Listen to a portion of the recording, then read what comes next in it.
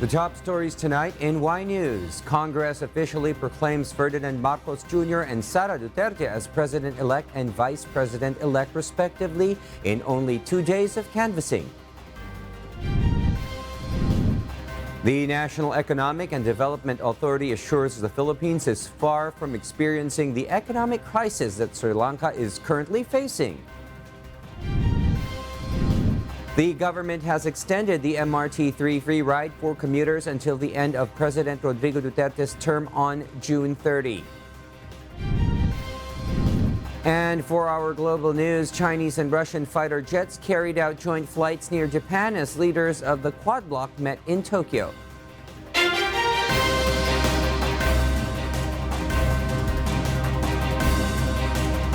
Good evening, Philippines and the world. Today is Wednesday, May 25, 2022. Join us in the next hour as we deliver today's top stories around the Philippines and in other parts of the world. I am William Theo. We are also seen in 1,935 satellite monitoring centers nationwide and via live streaming worldwide through the UNTV News and Rescue social media accounts. First in the news, it is now official Ferdinand Marcos Jr. is the President-elect of the Philippines, while his running mate Sara Duterte Carpio as the new Vice President-elect after Congress sitting as the National Board of Canvassers declared the unit team as winners of the 2022 elections. And from the House of Representatives, Nel Maribuhok will give us updates live. Yes, Nel, good evening. Go ahead. Good evening, Will. The Congress has proclaimed former Senator Ferdinand Bongbong Marcos Jr. and Davao City Mayor Sara Duterte Carpio winners in the May 9 presidential and vice presidential elections. After the Joint Canvassing Committee finished counting the votes by past 3 p.m. in what has been described by House and Senate contingents as historic. The result of this election is historical in several ways. First, it has the highest number of votes cast in our nation's election history, with an 82% voter turnout, totaling 55,197,306 votes. Second, Mr. President, since the 1987 Constitution, this is the first time that we elected a majority president and vice president. It was evident that the nation was divided as to what direction to take in order to move forward. But the majority has spoken. It is high time that we listen to their voice and uphold the outcome of our democratic process. After the approval of the committee report and accompanying resolution of both houses, number 1, approving the report of the Joint Committee declaring the results of the 2022 elections, the Senate and the House officially proclaimed Marcos Jr. and Mayor Duterte Carpio. Marcos obtained 31,629,783 votes in the officially tally for the presidential race, while Duterte won the polls with 32,208,417 votes. On the part of the Senate, I proclaim Ferdinand Romualdez Marcos Jr. as the duly elected President of the Republic of the Philippines. And Sara Duterte as the duly elected Vice President of the Republic of the Philippines.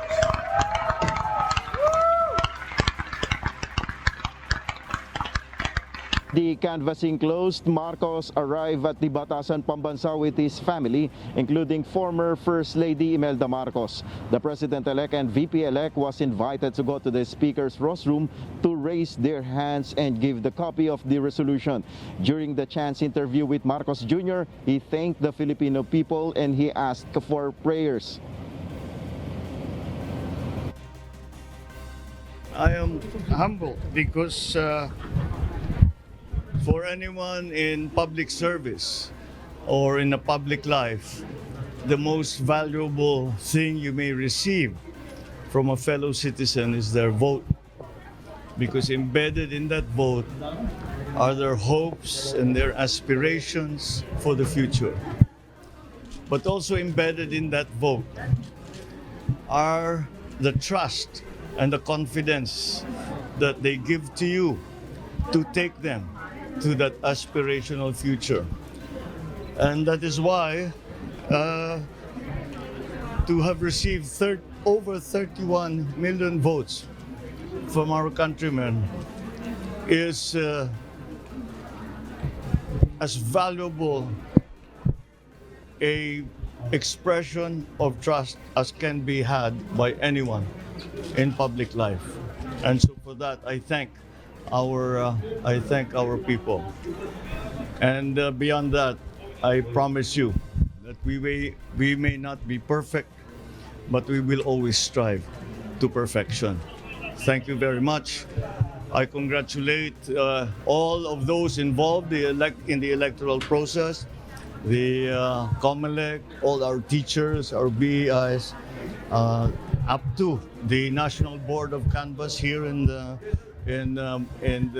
Congress, for what I can say is, in my experience, the best run election that we have seen, and that it has reflected truly the voice of the people and the choice of the people.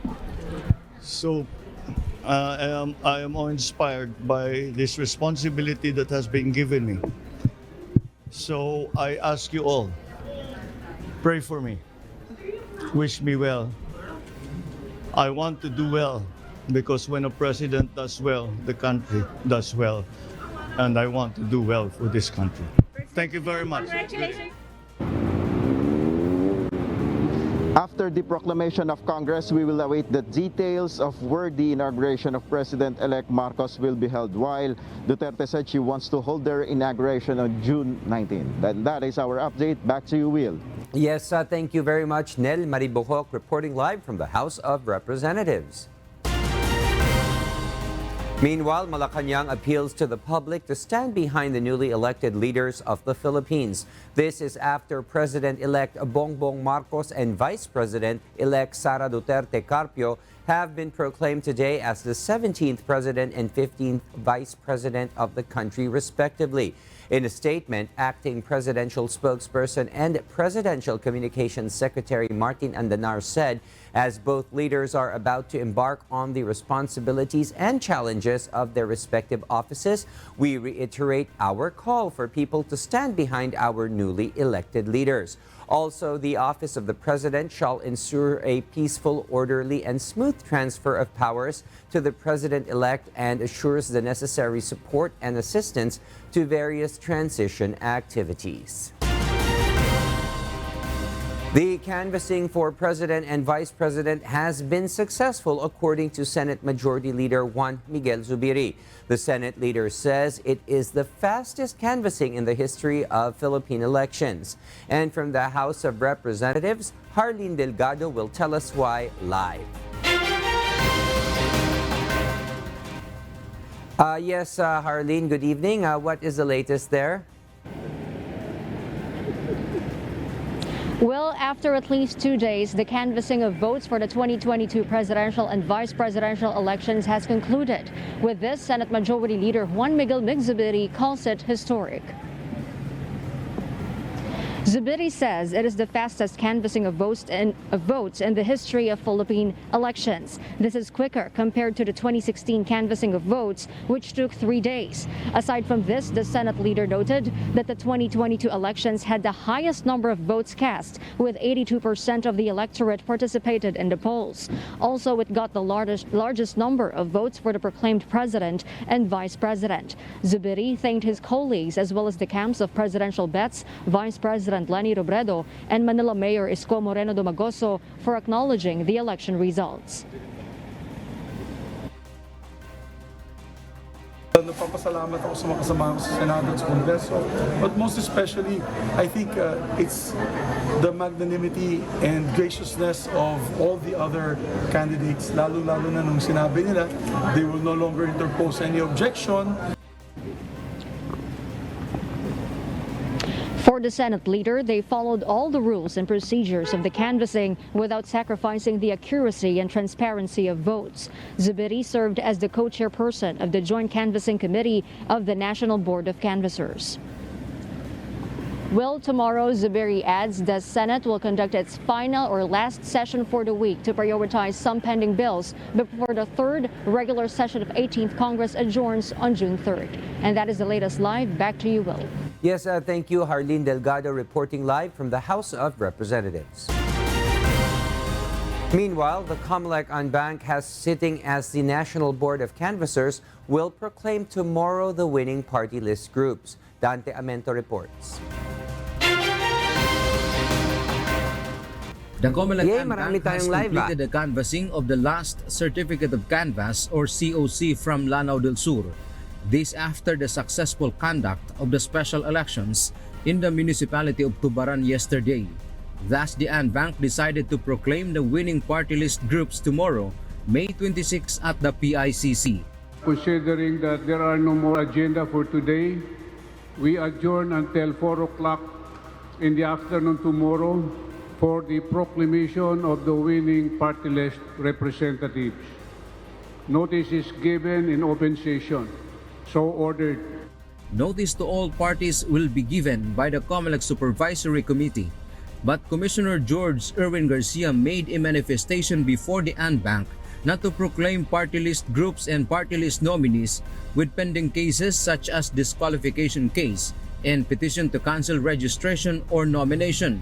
Thus, Garcia advises them to wait for the NBOC resolution on their proclamation. Madami kasing mga kaso na nakapending sa Comelec patungkol sa disqualification ng mga party list organization and or disqualification patungkol sa mga nominees. Kinakailangan din namin i-resolve yung sino ba ang may pending cases na yan at sino yung dapat na mai-issuehan ng Certificate of Proclamation, whether party list o whether yung nominee. 63 seats will be given for the party list representatives. Based on the rules, only 2 members or representatives of each party list will be allowed to attend the event. The NBOC Comelec will no longer allow winning party lists to have a speech as it would take much time. Dante Amento, UNTV, News and Rescue. We serve the people. We give glory to God.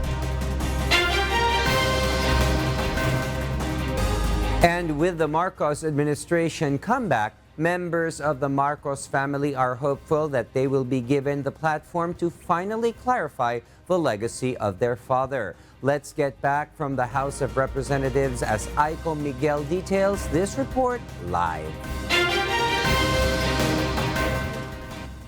Yes, Aiko, good evening. Go ahead. Yes, William, good evening. The Marcos family is overwhelmed with the warmth and the millions of votes the Filipino people gave to President-elect Ferdinand Bongbong Marcos Jr. Senator Amy Marcos recalls how difficult it was after the 1986 People Power. This is why Senator Marcos said this time is different compared to the past decades of their lives. We're very, very grateful for a second chance, as it were, dahil medyo mabigat ang pinagdaanan ng aking pamilya. Talagang matapos yung 1986, kung anong kaso ang hinarap namin, kung anong pangungutya at pang-aapi, sabihin na natin, medyo hirap talaga yung pamilya namin for the past almost 4 decades. So nagpapasalamat ako sa lahat ng nagtiwala sa amin, mula sa mga loyalista, mga Ilocano, lahat ng naniniwala na kinakailangan ng ating bansa ay talagang matibay na pamumuno. William, she added they didn't want him at first to run for a high position in the government after his experience last 2016 elections. Talagang traumatic yung 2016 para sa pamilya namin. Nag-aabang kami sa Ilocos noon, panalo na, halos 2 million. Tapos unti-unti nabawasan yung boto hanggang yun nga, natalo ng 200,000 votes. Malupit yun, masakit kay Bongbong. Kaya yung iba sa amin, ang rine-recommend namin noon, mag-senator ka na lang, wag na tayo mabigo ulit. On the other hand, Senator Marcos also said she'd work to establish a good relationship between the executive and legislative branch of the government. I think it's very, very useful for both the executive branch as well as the legislative branch to work hand in hand. Ideally, we have a more harmonious relationship. I think it's not a big secret that President Duterte had his share of problems and issues with the legislature, even as he remained most popular throughout his term. Sapat na siguro maging super ate sa Senado. Okay na yon, malaking bagay na yon at marami ng trabaho yon. Former First Lady Imelda Romualdez Marcos, although 92 years old, made sure to attend her son's proclamation as the 17th President of the Philippines. President BBM's wife, Attorney Lisa Araneta Marcos, son Simon, and his sister Irene Marcos also attended his proclamation. President-elect Marcos asked for prayers and well wishes to the Filipino people as he leads the Philippines for 6 years. And that is the latest live. Back to you, William. Yes, thank you, Aiko Miguel. Live from the House of Representatives. The Marcos administration would encourage more Filipino workers to stay in the Philippines instead of seeking employment abroad. Aileen Cerudo reports why.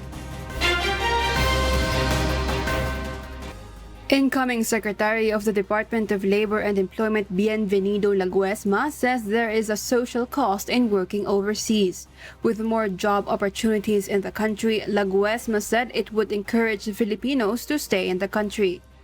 Sana, there will be more local opportunities. No? This should be the preferred choice ng mga manggagawa rather than overseas employment because of the social cost.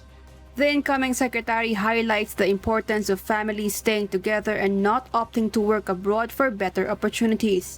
He also said that he personally witnessed the effects of separated families. Parents lose the opportunity to see their children grow up since they are working overseas. Mahalaga siguro na may balik natin yung sitwasyon na yung pamilya nagkakasama-sama, pero dapat mayroong mga karampatang opportunities dito na magbibigay din sa kanila na kung hindi man masyadong maluwag na kabuhayan o maluwang pamumuhay, ay sasapat doon sa pangangailangan nila upang masabi naman na ang kanilang pamumuhay ay gaganda rin kahit na hindi sila mangibang bansa. In order to launch the plan for more local opportunities, Laguesma wants a stronger coordination with various government agencies including Department of Agriculture, Department of Tourism, Department of Transportation, and the Department of the Interior and Local Government. Through this, programs and projects of government agencies will be more well coordinated in terms of producing more jobs. Dito rin siguro magkakaroon ng sama-samang pagkilos itong mga nabanggit ko na departamento upang yung mga pulisiya ay in sync, magkakatugma.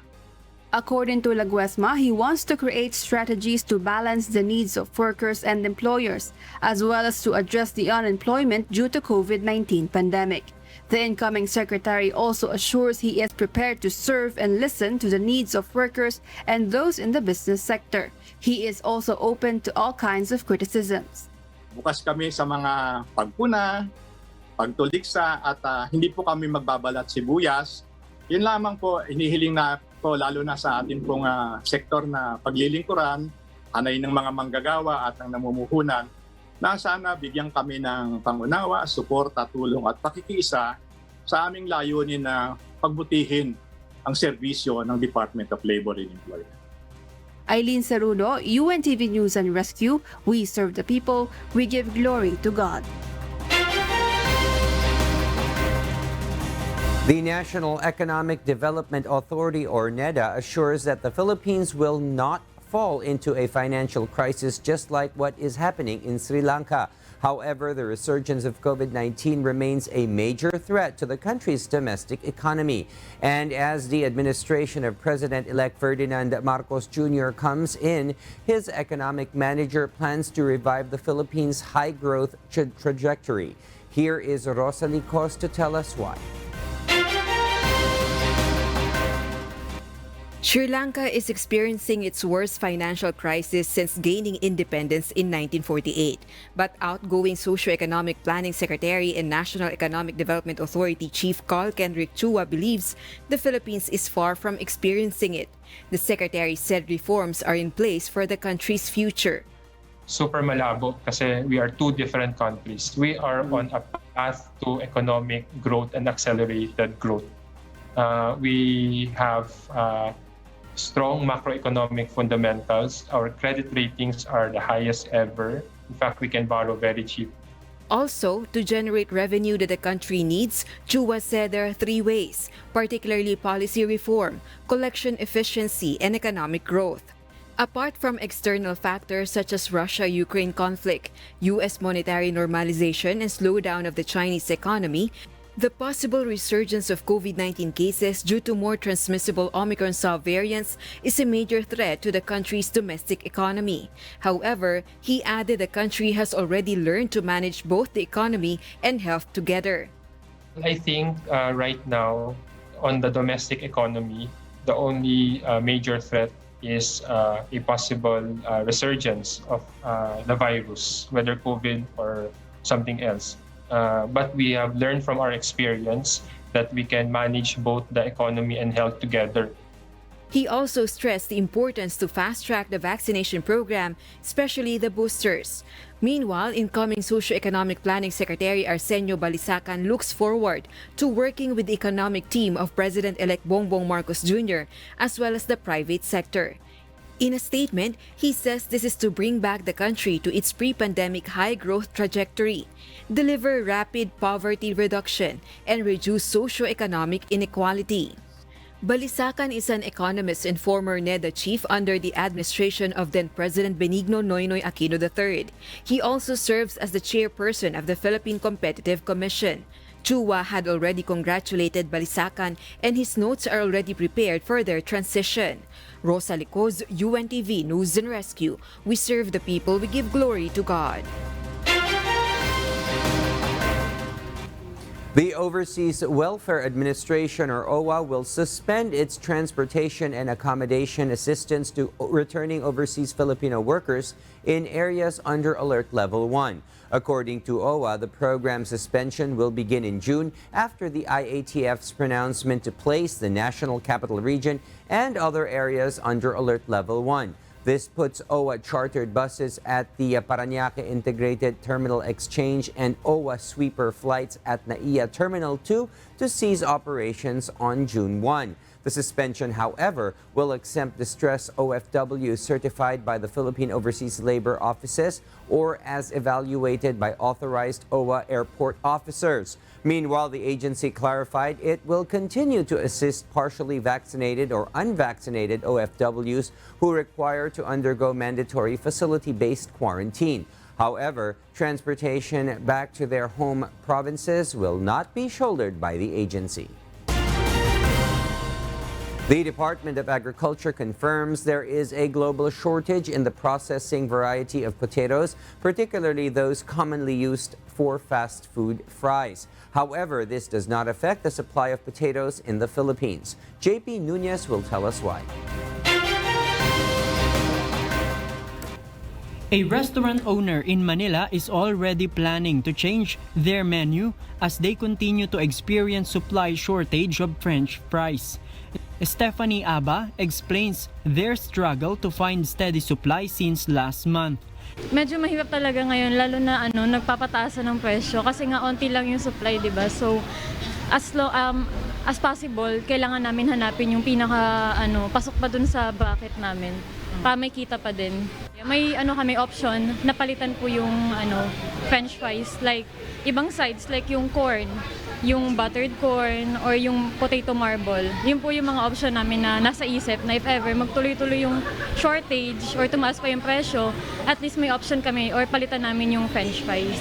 Meanwhile, retailers and distributors of the same product in Manila echoes the same sentiment. Aside from unsteady supply of the product, the suppliers are also starting to increase its price. Sa ngayon, ang dumarating namin once a week na lang. Hindi kagaya dati na halos every other day may dumarating. Ramdam namin yung impact ng pagkawala kasi marami naghahanap. Wala po silang dating, wala po kami titinda. The Department of Agriculture confirms a global shortage of the chipping potato variety which is used for the production of French fries that is imported in the country. Agriculture Undersecretary Christine Evangelista explains that DA cannot tell when will the supply become steady. Yusek Evangelista agree that restaurant industry and fast food chains will be hardly affected. I think globally, no, aside from merong naging issues regarding frost, is yung production also. Merong epekto yung production, yung yield ng potatoes na yon. Again, this is not local, this is global. However, DA assures that the locally produced potato in the country is enough for the demand. But the locally produced potato cannot replace French fries production as the quality of soil in the country is insufficient to produce chipping potato. Pagdating po sa table potatoes, white potatoes, doon po tayo nakatuon ng pansin, and we are ensuring na yung mga tinatanim po ng ating mga magsasaka is very much sufficient pagdating po sa pangangailangan natin ng table potatoes. Yan po ang patatas naman po na ating kinakain sa ating mga bahay. JP Nunez, UNTV, News and Rescue. We serve the people, we give glory to God.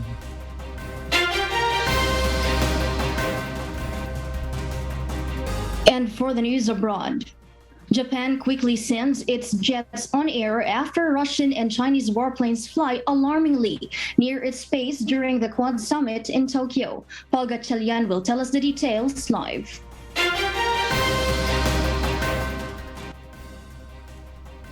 Yes, Paul, go ahead. Mariel, Japan Defense Minister Nobuo Kishi expressed Japan's concerns over Russia and China likely act of provocation during the Quad meeting held in Tokyo on Tuesday. This demonstration will now count as the fourth time that warcrafts from both countries have flown too close to the Japanese borders. Kishi added that flying them during the Quad meeting makes it even more provocative than the previous acts. Japan's concerns were diplomatically broadcasted online and addressed to China and Russia at a news conference, claiming that this degree of provocation has increased security concerns. Both nations still responded that the demonstration was part of an exercise of their annual military cooperation plan. All warplanes never actually entered Japan's airspace, with the patrol lasting 13 hours over the East China and Japanese seas. In similar light, South Korea also scrambled jets after 8 warplanes from both China and Russia did enter its airspace on Tuesday, but without specifying if both events were related. Mariel? Paul, did the Quad Summit relay any strategies towards the suspected military provocations? Mariel, this is the fourth time the Quad has met, including the leaders of US, Australia, India, and Japan. All 4 leaders announced their will to defend the Indo-Pacific region at all costs, to keep it free and open. An announcement addressed towards China, whose military forces are becoming increasingly more assertive. Back to you, Mariel. Thank you, Paul Gatchalian, reporting live. A newly released report from the United States FBI shows a 52% increase in active shooter incidents in the country from the previous year. Maeve Yandog will tell us why live.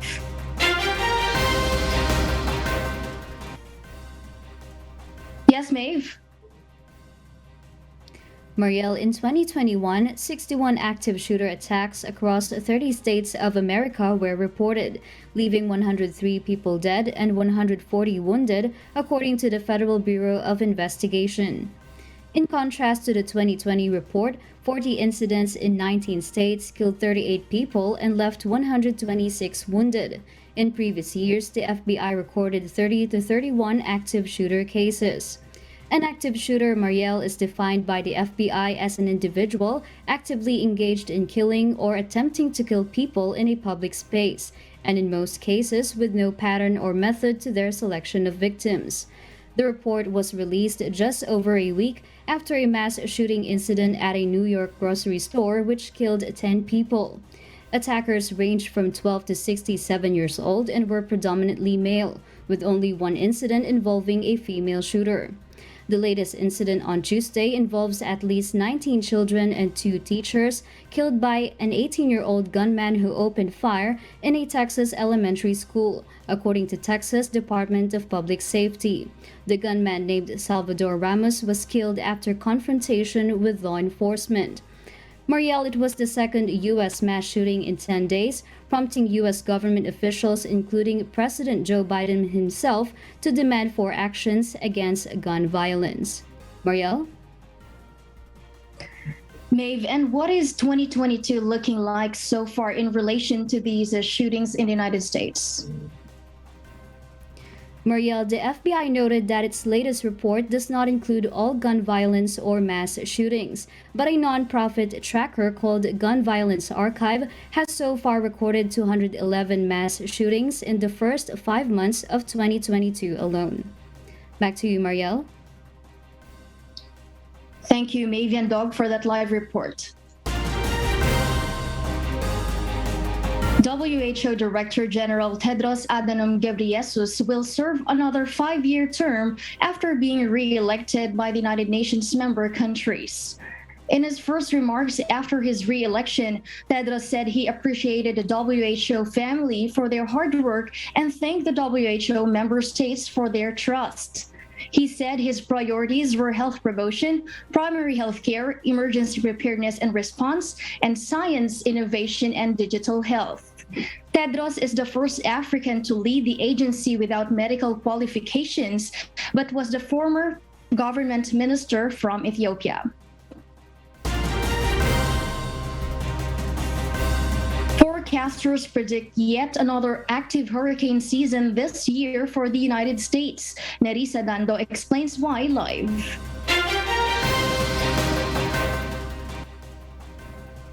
Yes, Nerissa, good evening. Good evening, Mariel. The natural phenomenon known as La Niña has been forecasted by scientists U.S. Weather Service, NOAA, or National Oceanic and Atmospheric Administration, to heavily influence the winter weather patterns in the U.S. this year. Its official outlook for the hurricane season from June to November 2022 suggests that this year will be the 7th consecutive above-average hurricane season, according to NOAA Administrator Rick Steenrad. Aside from the ongoing La Niña, weaker trade winds, enhanced African monsoon, and warmer than average water temperatures are to fuel tropical systems or cause a storm to develop and intensify rapidly. NOAA calls for 14 to 21 already named storms. Out of those, 6 to 10 are predicted to become hurricanes, while 3 to 6 predicted to become major hurricanes. 2021 was the country's third most active hurricane season, resulting in damages over $78 billion. Back to you, Mariel. Thank you, Nerissa Dando, reporting live. And those are the reasons behind the news in other parts of the globe. I am Mariela Toza, reporting live from Perth, Australia. Good evening.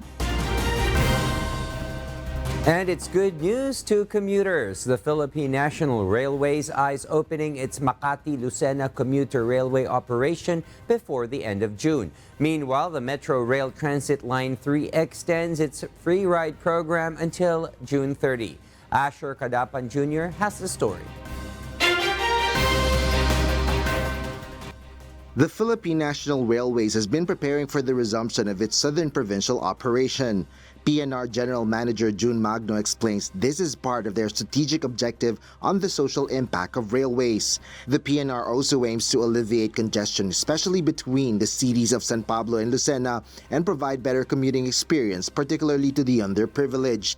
Today, Magno announces a day target to open the Makati-Lucena commuter line before President Rodrigo Duterte ends his term.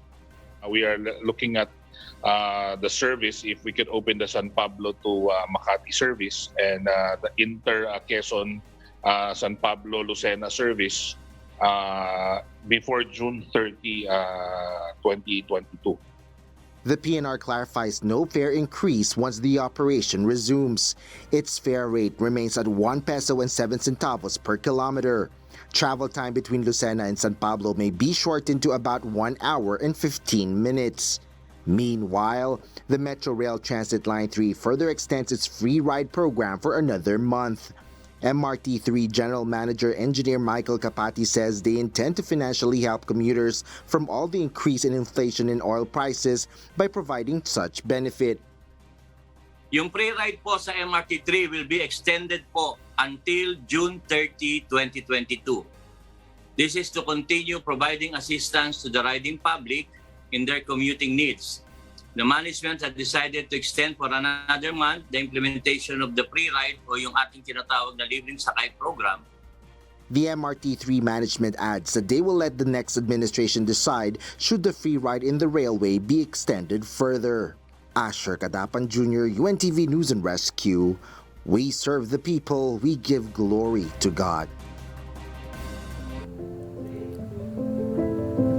Our kasangbahay, as the world faces these trying times amid the pandemic caused by coronavirus, we are inviting everyone to join the global prayer for humanity from Monday to Friday, 9:30 p.m. Philippine time through the social media accounts of Members Church of God International.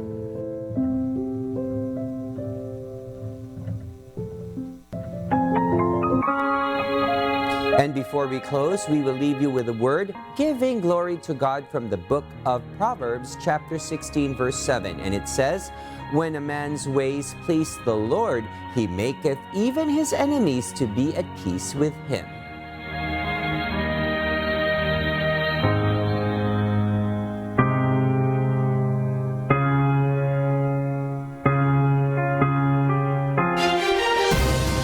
And those are the reasons behind the news, May 25, 2022. Reasons we deliver to you as they unfold. I am William Theo, and because we need to know, we will always ask why. We serve the people, we give glory to God.